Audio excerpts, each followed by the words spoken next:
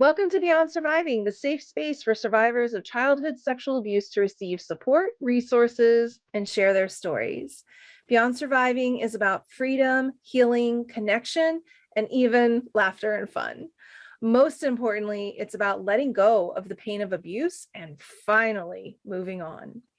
I'm Rachel Grant. For those of you who don't yet know me, I've been a sexual abuse recovery coach since 2007, and I'm the author of Beyond Surviving, the final stage of recovery from sexual abuse. You can learn more about me and the Beyond Surviving program at rachelgrantcoaching.com. Now, folks, here today with me is Jediah. He is a Beyond Surviving graduate back from 2016. And Jediah and I have stayed in touch, and it's been so wonderful just seeing him continue to grow and blossom as a business owner, as a man, as a father.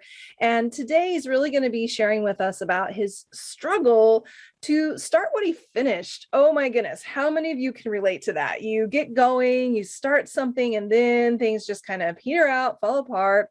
And a lot of that is very directly tied to trauma and how that impacts us. And ultimately, he was able to really evolve in this area. And one of his major dreams came true as a result of that, being able to build his very own houseboat. So, Captain Jediah, welcome. I'm so glad to be here with you. What a sweet thing it is to reconnect. And I think to start us off, take us back to 2016, and of course a little bit before that, what led up to you reaching out to me. Tell us a little bit about your story and your journey. Sure. Well, 2013, I was living my dream is a way to put it, but I was doing what I had dreamed of since I was 15, and I was a missionary in Zambia, Africa, and that's in South Central Africa. I was in the north, right on the border of Congo and Tanzania and all that, and just going through the normal Jed life, which from the age of 17 really had been in a cycle of just not really knowing how to explain my own life to anyone in a way that I could ask for any helpful input.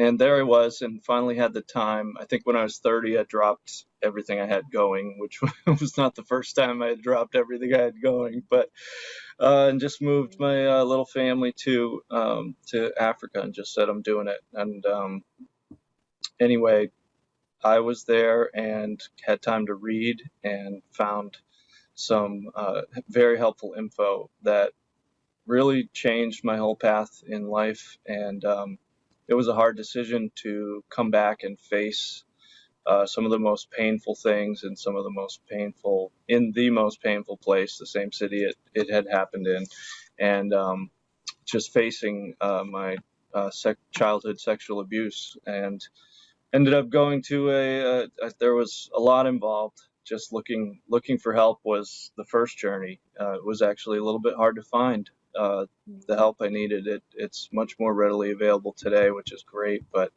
Rachel was one of the resources. There were several others that I found in the area, and it actually led me through a court case and a front page success post of the trial, and anyhow, that was really just I guess a bonus, because I know that rarely ever happens, but the man was in a position where he was still doing what he had done. And anyhow, in that time coming back to Baltimore, Maryland, and every street or every few blocks reminded me of something horrible. I just I didn't know how to be happy here, and I hated the place. And it was only a few years before I fell in love with Baltimore and the Bay and crabs and the Orioles and the Ravens and all of it, all those things that you love to hate if you're not from here. At least the Ravens and the Orioles. But anyhow, I hope you love the crabs, and anyway, ended up in a spot where I'm just enjoying the water, sailing and building a houseboat, and back in my carpentry business, but enjoying it for the first time ever, and having some relative success. Thank you, Jediah. Wow. Okay. So thank you for sharing that. And I love that kind of the broad strokes. And I'm so curious about so many little pieces and parts of that story and of that journey. One thing that comes to mind is at this moment in like that 2013 to 2016 a period of time, was that the first time in your life that you were really like, okay, this trauma that I experienced as a child is still here, it's still impacting me?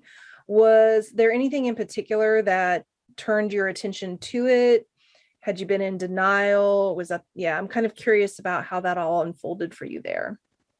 Yeah, the way I describe it up until 2013, when I really had only once prior to that, I think when my first daughter was born, and I thought, oh man, if anyone did this to my kid, I had never Yeah. looked at it as abuse or molestation. I had been convinced and that I was at fault, while it while it ruined me. I had always called it a like an invisible train wreck. Like Mm, no one saw it happen.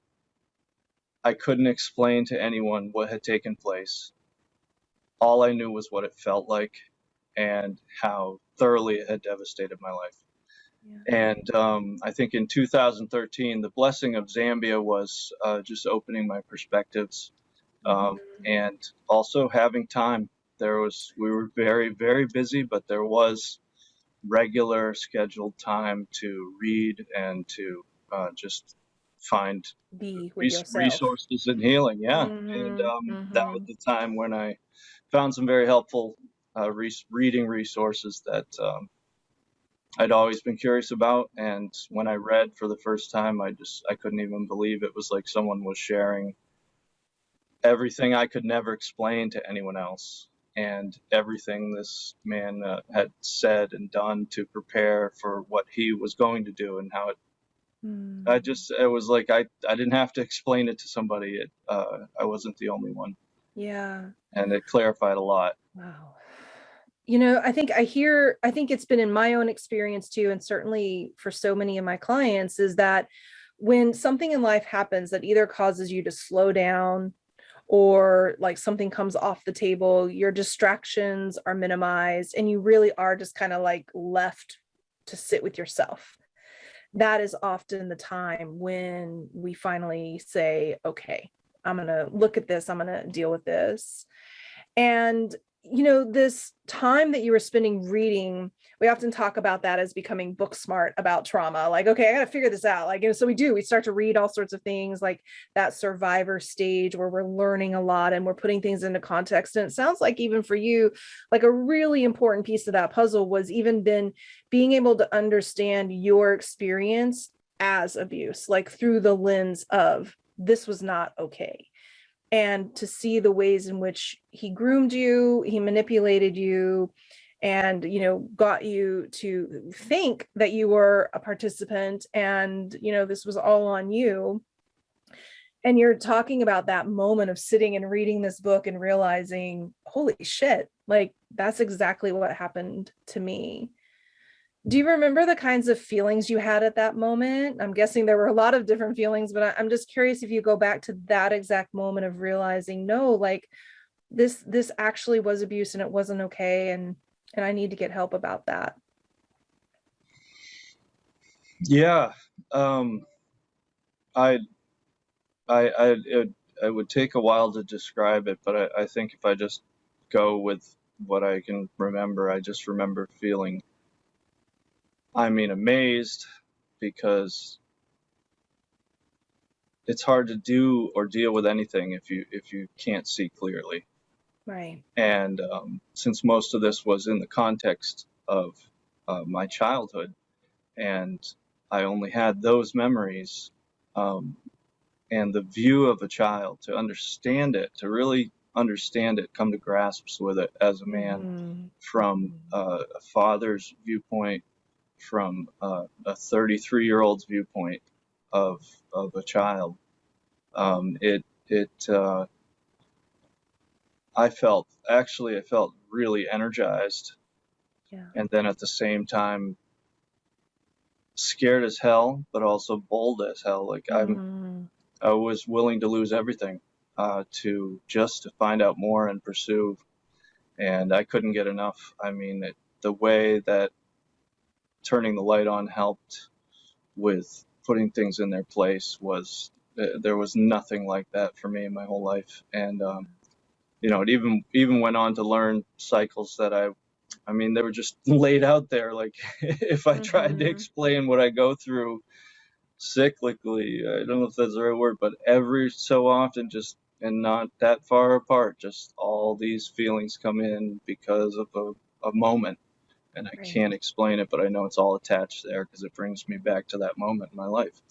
Totally. So I remember feeling very excited, scared, and also just bold as hell. I knew Right. that there was no way to Yeah. let this just pass by and not go Hell yeah, do it Jediah. more. Right. Yeah, I totally get that. That moment of like, whoa, like I think I've had experiences in my life when I've been like under the almost like the delusion, like you become a little confused about like what's so, and when you get that aha moment of perspective and you go, wait, what the hell? That person did what? And you do like that anger and that like I'm not letting that go. And you talked a little bit about, beginning to look for resources and struggling to find support. Was that, I'm curious, as a male survivor, was that through the lens of like trying to find resources that were actually geared toward you as a man? Was it just resources, period? Or what were some of the obstacles that you ran into when trying to find support? For me, it was resources, period. At the time, you do a little internet search, or, I mean, I think I remember things like, well, in the beginning, I remember still trying to be convinced about, my age was like, it was compromising to my understanding because Mm-hmm. for me, it happened from age 16 to age 19.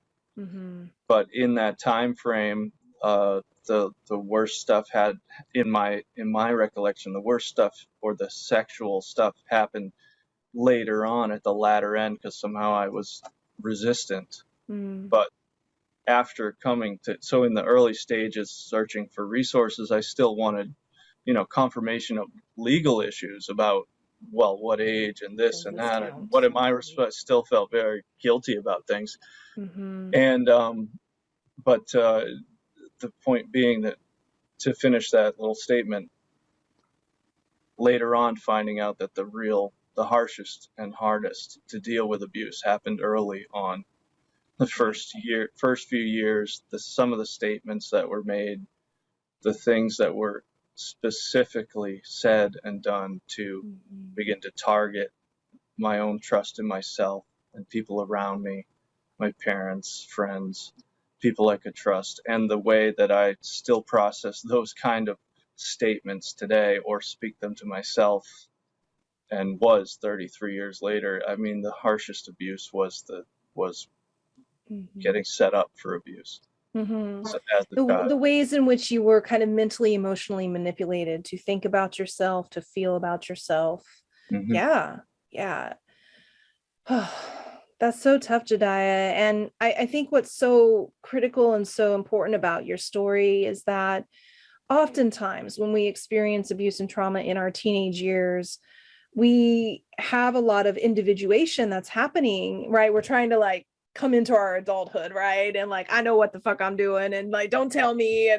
And so there is this like very strong sense of like ownership and it's my life. And like, I'm the force and I'm the driver here finally. And so then when trauma happens at those ages, oftentimes people struggle with this idea of I should have known better. I was grown enough. I was old enough and all of that. So your story is so, so important for anybody who's listening, who's experienced trauma at that age to like, no, that's trauma. That's abuse. It doesn't, you're still a child and you're still, at the mercy of the influence of that adult and that manipulation, and you don't have the life experience, even as a 16, 17, 18, 19-year-old, to understand like how to navigate that. And I know that was a big piece of our journey together, was really coming into clarity about that. Can you say a little bit about what it was like for you when that finally really clicked and you really understood, like, no, this was not mine. This doesn't belong to me. It's not my fault. Like, what started to shift and change in your life once you had that clarity? Yeah, I mean, part of me wants to go back into just telling about searching for resources online, Yeah. randomly just trying out different things, but not finding much. But yeah, and in that search was that finding of clarity as well, in like kind of taking a risk and saying, I don't know if this will work or if this is the right place. I think I ended up going to a what was it, for like domestic violence like center for women, Mm, primarily. That was the place that I found the free counseling, and found the lady who ran it actually a really one of the best counselors I've ever been graced to meet with. But and who knew? But now it's like much more readily available. And then I remember finding your program, Beyond Survivors, and I was like, heck yeah, that's where I need to go. Like, beyond this. mm-hmm, But mm-hmm. the clarity of there's nothing like the clarity of being able to, not to say I'm a victim, honestly, but to see the intent, Right. and to see and be able to begin to define the harm that took place, Mm-hmm.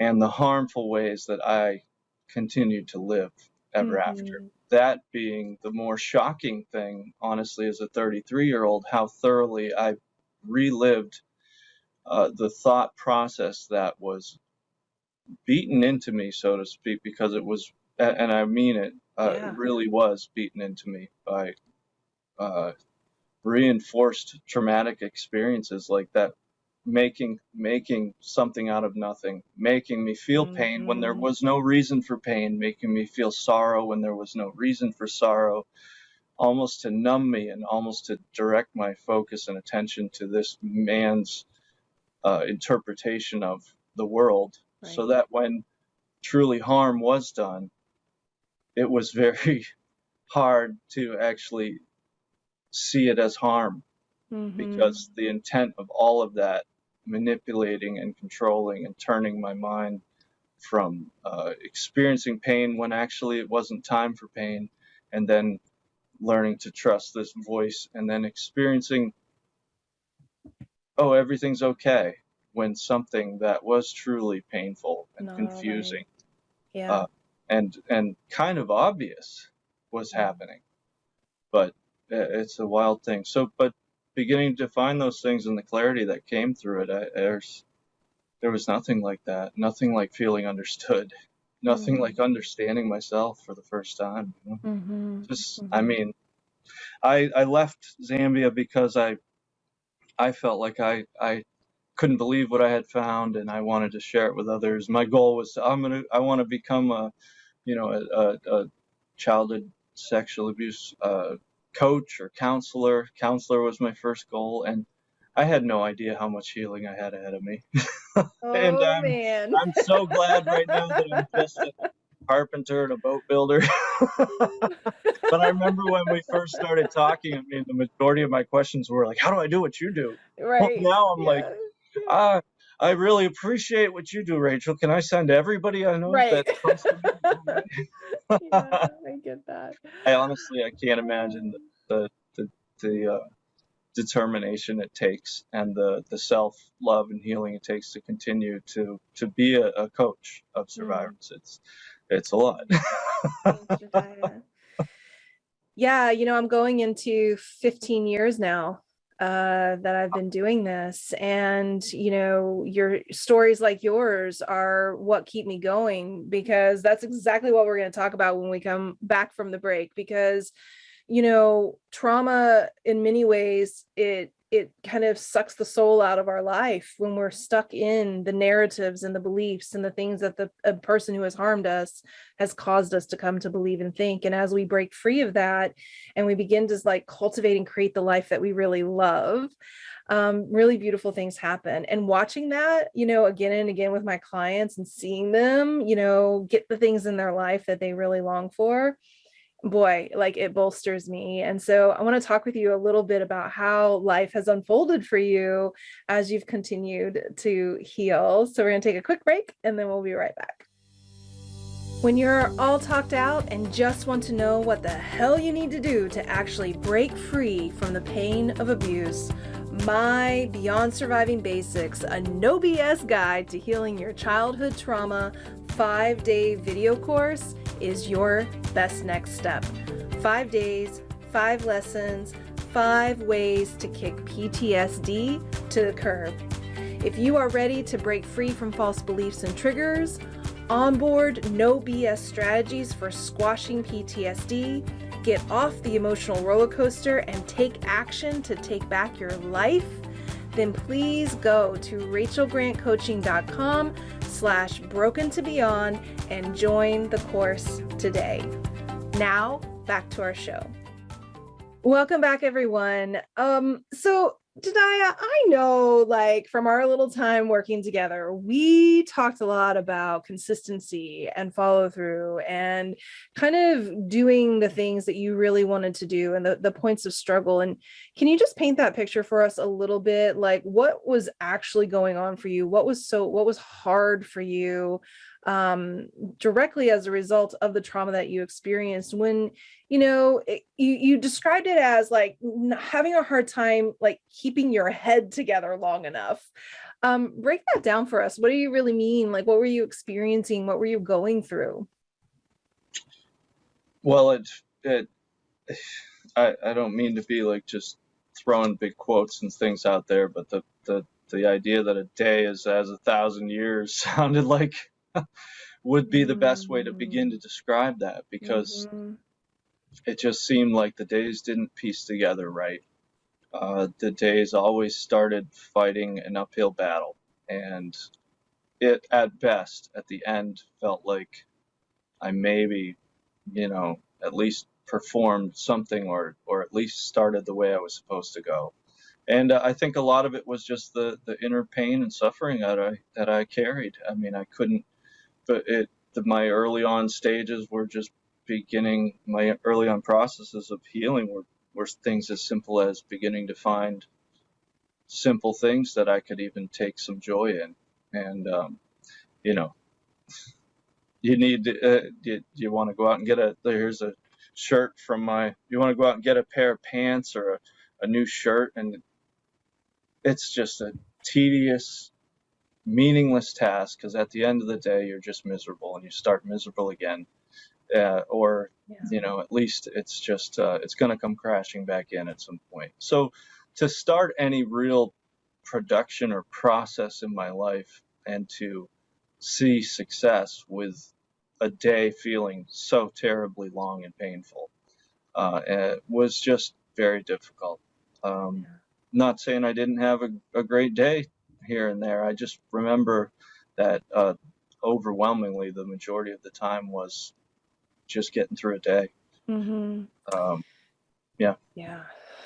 That sense of having to white knuckle it, as I often describe it, like I'm not living, I'm just coping, I'm just managing through the day. You paint such a powerful picture of what that really feels like, the drudgery of that, the heaviness of that, the exhaustion of that. Are there any, I know it was a while ago, but are there any particular moments in our work together that you thought like that made a difference? Like, ooh, this tool or this moment of insight really shifted or flipped a switch in some way, such that, these days you describe being able to, finish what you started and really feeling more accomplished and in the flow of things and seeing things moving from kind of point A to point B without all of that kind of, fraught energy.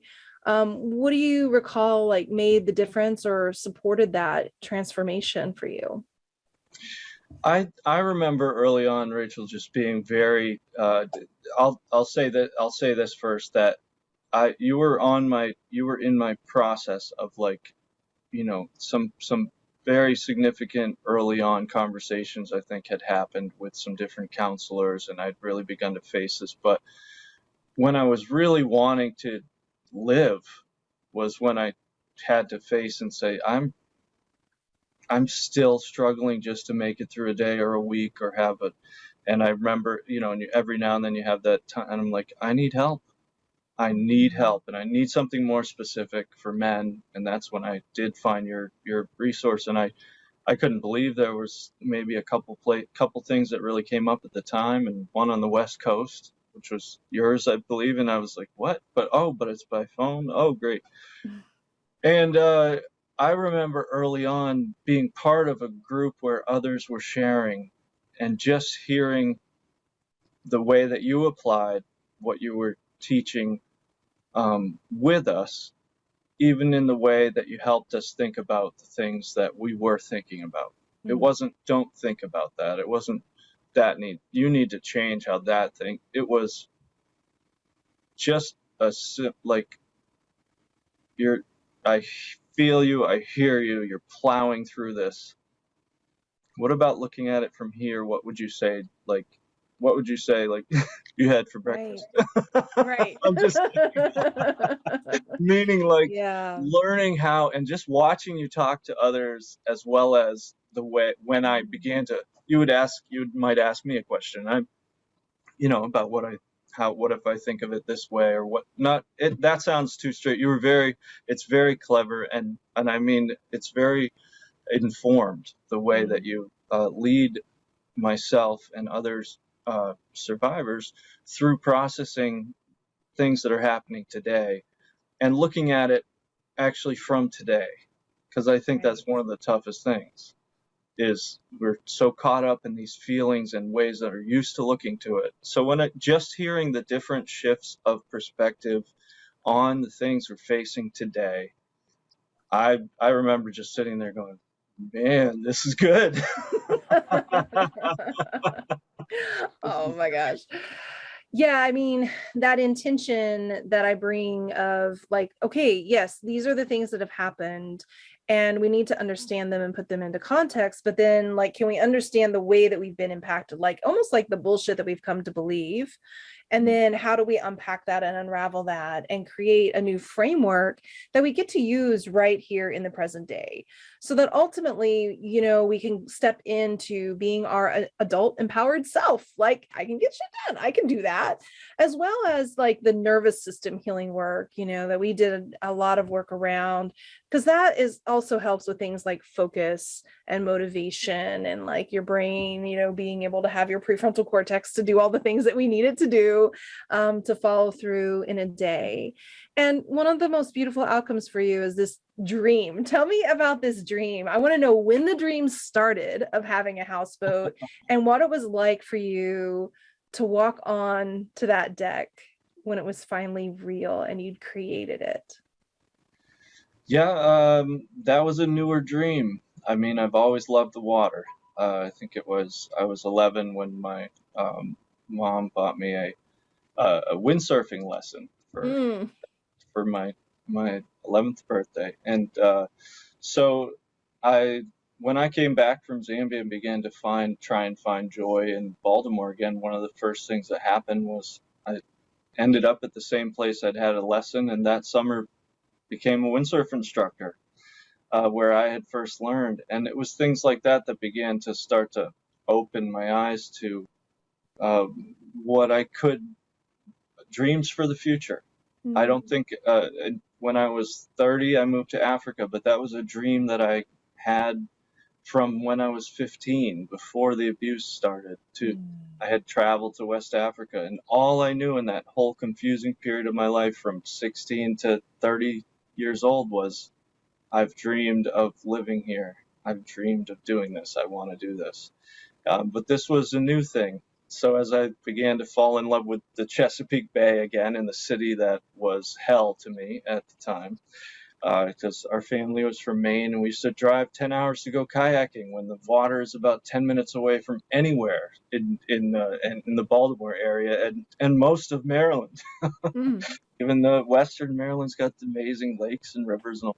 Anyhow, nice. and as I fell in love with the water again, I began to dream of living on the water, and having lived a kind of low budget missions type of career, so to speak, I was like, well, I can't purchase property on the water right off anyhow, but I'd like to get going. And one thing I do is I'm a builder, and I've done remodeling. I used to hate carpentry, but I was like, I'm still a carpenter. It's my main trade. What would it look like to take what I do and put it and introduce the two, what I love and what I do, and what would I do on my own time if I could? And I began to think about it and dream about it. And at one point, I just kind of dove into, I'm going to do this while I'm working my full time, but this is something Jed wants to do, and I'm going to do it. So I just Mhm. got started, and then to the point where it kind of happened, where there it was floating on the water. I still want to say it's Poof, not there it quite, is. I still want to Wow. say it's quite not finished, but it has been the most amazing, joyful journey of my life in the background of work and fathering my three daughters, and work, learning to work. And I feel like Mm, it took me time. yeah. It's even now more recently that I've really felt like I've learned to work and enjoy work. And now I'm learning how to work and manage things like appointments. It's like your Personal next, always up appointments. I think leveling, this is the Jen, third always time up we tried to. leveling. Figuring it out. But Uh, anyhow, yeah. it makes Join. my heart sing just imagining you doing that work, first of all, like your own hands, like in that, invested in that, and exactly in finding the balance of like, okay, I have these obligations and I'm making space for me, I'm making space for this dream, and I That's can do that. I have the energy, I have the vitality now, because all of that exhaustion that was there when you were just kind of trudging through your day is like, I often describe healing as like reclaiming energy, like all the energy you've been spending on just trying to hold your shit together. You don't have to do that anymore. And you can use yeah. that energy to generate and create things in your I got to life. write that down. Thank you. Yeah, you're welcome. You're welcome. That's Oh my goodness. and I didn't care if it had ever actually got done or if the thing sunk or Mm. blew up. I just found You so much, just was a even though I yeah, wanted it to be finished, and yeah, we have more yeah. determination Being than able to be invested without attachment is another piece there. yeah. Wow. It's a lot of work though. Yeah. I know we're almost out of time, but another question is just coming up because one of the things that while you were in the program, you had your daughters, and we were, you were juggling being a dad and trying to be on Yeah. calls, and sometimes you have your little one in your lap, right? And we're making space for all of that, and I just am feeling curious today, as you've noticed your healing happening and these big shifts and changes and how you show up in the world. How is that translated into how you show up as a dad? Are you seeing anything that you feel just like, wow, that feels really amazing, and I'm really proud of that, what you bring to the table as a dad today?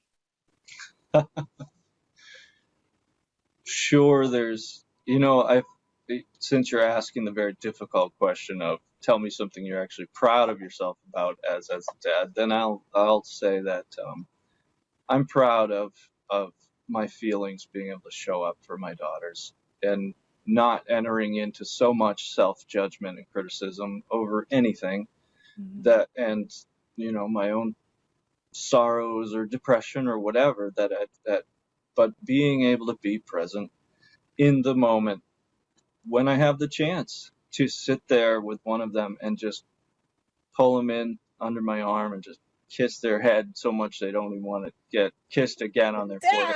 Dad. Hi, Dad. I'm like, you are my little baby. Oh, my goodness, I'd do anything Yeah. for you. How has your week or your day been? And, I could enter into judgment and tell you a million things I'm not great at as a dad. Mm. And I think the maybe one healthy side also is perspective of myself, that Mm-hmm. I can see I can at least face the areas that I need to grow in and find a way to give myself um, enough credit as the word that's in my head, enough credit to say, yeah, that's next. Yeah. Instead of like, oh yeah, you're a piece of crap. Like, Mm-hmm. Mm-hmm. yeah, why don't you just go, Totally. I don't know, drink or forget it. Like, you're not going to be a dad. Mm-hmm. Like, you should just walk away. Like, there'll be better without that type of stuff. Yeah. And that's the place that's where I'm proud of myself, to know that depression doesn't have the upper hand in my parenting. I'm far from perfect. I'm far from even yeah. I'm not going to go into the self judgment there, but I'm very Well, I pleased. love what you're offering there in the space that, well, I mean, parenting is like the hardest gig ever. And the space in which you can be attuned to your own feelings more today than you could, before. Being able to articulate that, and even just the space of expression, feeling able to like express that and be present. All of those are beautiful things. So I love that. I love that. Thank you for sharing that with me. Sure. And they love the houseboat. I The little bet. I know. love I could just see them crazy just as the running whole around, thing has having a good been. They time. love the little adventure of it. And the first day we were on it, and I hooked up a little TV that was connected to the Wi-Fi when we were out at the dock, and I played Gilligan's Island first thing. And now we have a cat named Skipper, and one of her babies God. name is named Gilligan. And I whistle the Gilligan's Island tune. I love it. Yeah, of course. Oh man, like I don't know. for me, like that just makes my heart sing, because I often think about legacy, right? And how things move from generation to generation. And to just think, first of all, that there's this whole like physical thing that exists in the world, this boat that you've created and been able to generate, that might not even have existed without the work that you did, the investment that you made in yourself to heal, to reclaim your life. And now to imagine these little ones running around, and then imagining the next generation and the next generation, like that's just badass, Jediah. It's just Thank such an you. amazing thing. I'm glad to hear you say that. That's the words I would use to describe it. Yes. Yes, it's Jediah, as we amazing. start to wrap up, if just imagining somebody listening today who's looking for a word of encouragement or inspiration, what would you like to tell someone who's, maybe thinking about taking a next step and getting some support, or is just struggling today in their journey? What would you like to offer them today? Uh, every day that every day I remember the lessons that I learned along my journey of healing, and they help me in my day ahead. They help me in the day that I'm in. They help me start the day better. They help me imagine new possibilities. And I'd say that right there is where it's all at. And if you can, I won't want to say if you can, I want to say you can uh, find a moment. When I started even calling into these little things, it was Wednesday nights. I had all three of my kids. I was boiling spaghetti, and sometimes it ended up on the plate with no sauce while I was on the phone call. Like, and they still loved it. They love spaghetti. I just want to tell you that you can wake. It's worth the effort, yes, to make the little adjustment just now in the moment. It's worth it to me every day when I wake up, and it's worth it to me countless times throughout a day and throughout a week. And but you gotta learn where those adjustments. Gotta learn to see where those adjustments are can Yeah. take place. And honestly, it is anywhere, but it takes some learning to get out of our patterns, our habits, and we need some other folks to talk to ourselves as well. Talk to Mhm. us and teach us how to Mhm. talk to ourselves. For sure. Wow, Jediah, it's been so sweet to connect with you today, and I'm just so proud of you. I'm so excited to see how life continues to unfold for you. And the one that I see in you is creative and genuine and soulful and get her done. And, That's a good. uh, That's it. That's and it. and it truly, like, what an honor and what a blessing it has been to be a part of your life and your journey, and again to be here with you today. So thank you so much for your gift, for your story of your time, and just really, really appreciate you. Appreciate the opportunity, and thank you again from the bottom of my heart for doing what you do for us, for me, for others, for yourself, and encourage anyone to. I've wanted to refer people who haven't even been through sexual abuse, so to speak, to just learn how to shift your perspectives and Mhm. retrain your brain. Is that the thing? Yeah, man, I love it. Put the hands back on the steering wheel of your brain for sure. It sure helps. Awesome. No time in the ditches. Amazing. Wow, such a nice time with you today. Thank you again for being here. And thank you, everybody, for tuning in and joining us today. As always, if you'd like to make a donation in support of the podcast, you can go to bit.ly/Beyond Surviving Podcast Donation. All contributions are applied towards funding scholarships, the running of donation-based and free programs, and making sure that those reaching out for support get what they need. Don't forget to visit Rachel Grant Coaching to learn more about sexual abuse recovery coaching and to explore the other resources there. Please subscribe to the podcast, leave us a note, let me know what you're liking and loving, and then come back next time because we have so much more to share. And until then, take good care of you.